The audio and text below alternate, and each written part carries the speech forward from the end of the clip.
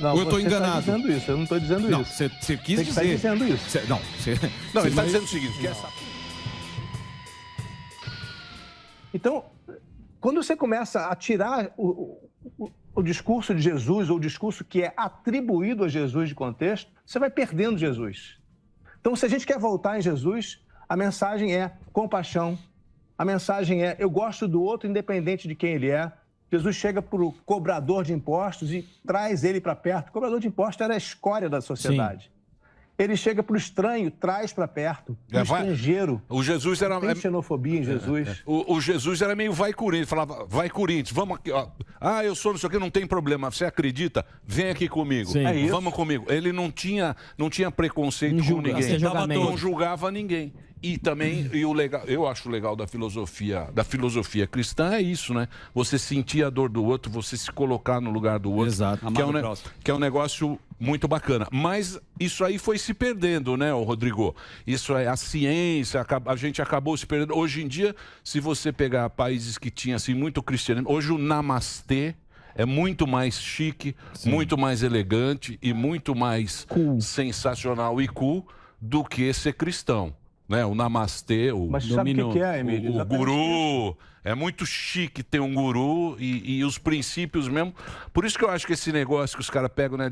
Agora tem lá os caras da direita, que é família, pátria. Família, pátria, hein? Vida de Deus. Deus, Padre, Família e Liberdade. Deus, Pátria e Família. Liberdade.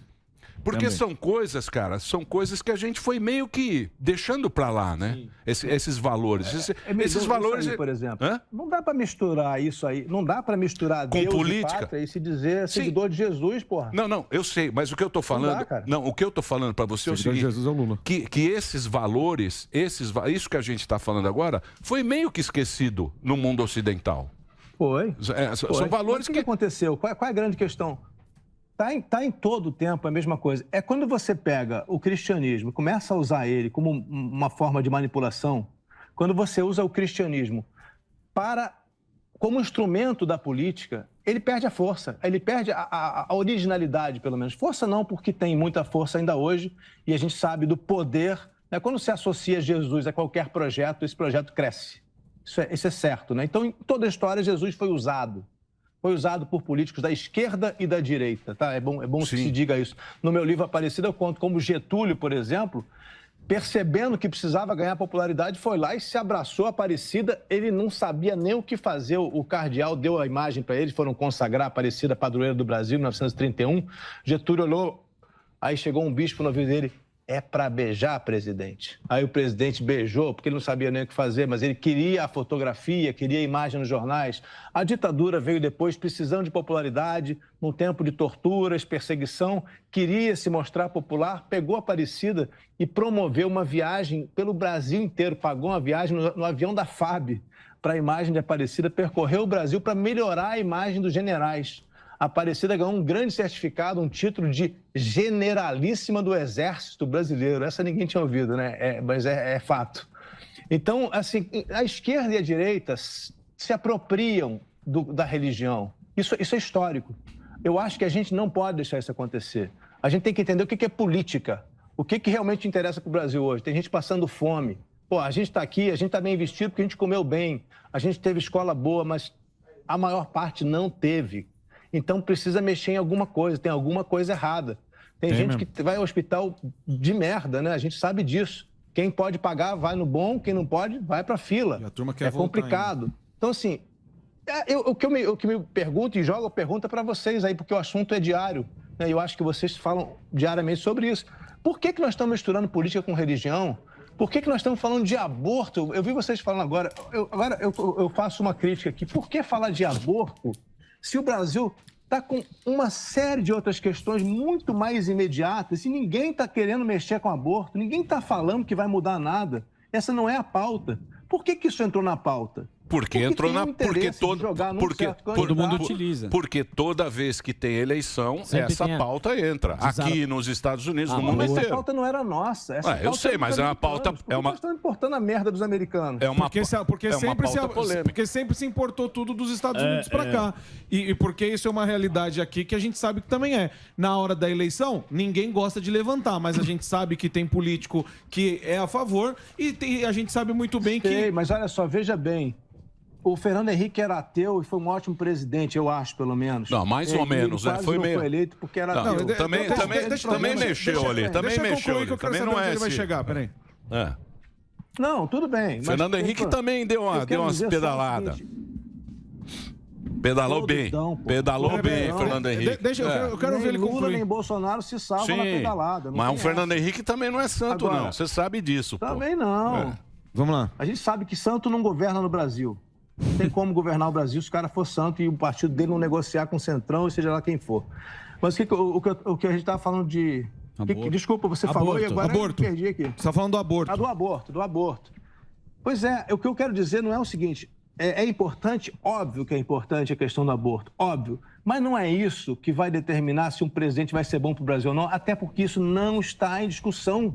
Essa não é uma questão, vamos mudar amanhã, vai liberar o aborto geral, vamos botar a clínica do lado de posto de gasolina. Ninguém está falando nisso. A Argentina liberou. Isso não é um debate sério. Argentina liberou, Colômbia liberou.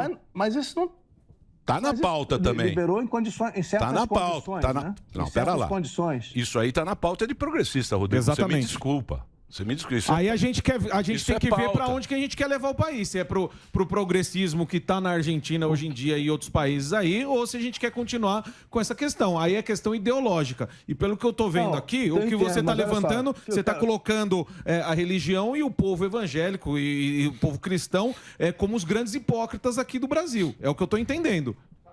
Não, ou eu estou enganado? Você está dizendo isso, eu não estou dizendo não, isso. Você quis dizer. Você está dizendo isso. Ele está dizendo o seguinte, que essa pauta não interessa nesse momento. Não, ele está falando do aborto, mas o que ele vem dizendo aí... Foi isso que eu falei. Não é a pauta mais... Tem coisa para discutir. Você vai me desculpar, mas é isso.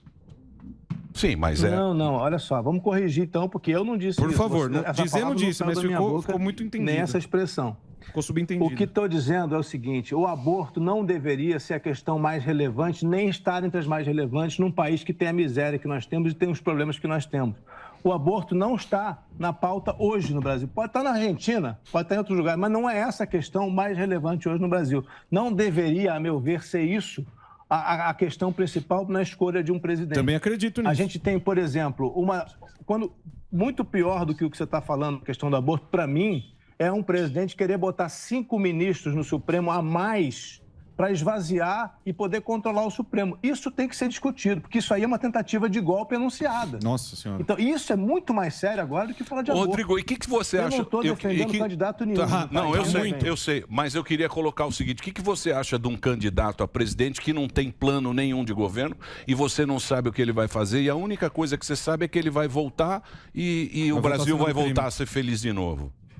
Olha que situação que nós estamos. Vai voltar a cena do crime, segundo a Bom, vamos lá. Primeiro, eu não estou defendendo o Lula e não estou defendendo o Bolsonaro, tá? Você está defendendo o Almeidinha. Está atacando um só. Estamos defendendo o Almeidinha aqui. Eu construí a fricção do Almeidinha justamente porque não tinha, a meu ver, óbvio, né? Não tinha um candidato que representasse aquilo em que a gente espera para o Brasil. Aí a ficção tem as respostas.